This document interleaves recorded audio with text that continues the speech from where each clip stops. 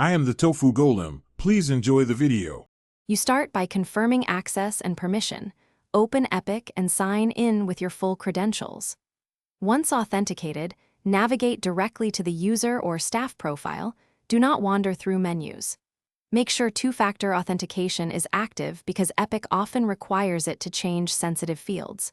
You should also have the new email typed and a backup contact, like a phone number, ready to paste. These steps prevent interruptions later and speed up the actual change process. You now perform the core edit. Go to Profile, then Contact Info or Preferences and locate the email field.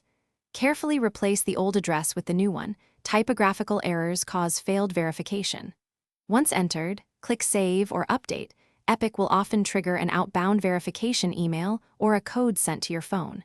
Make sure to follow that prompt immediately.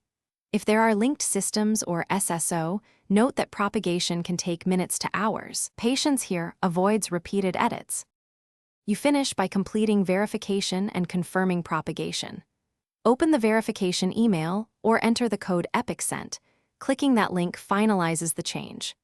Once done, sign out and sign back in, then check SSO or related systems to ensure the new address appears everywhere.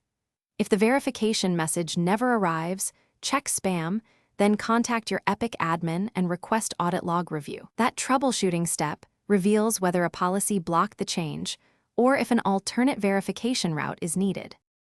Thanks for watching. Consider subscribing if we helped you today.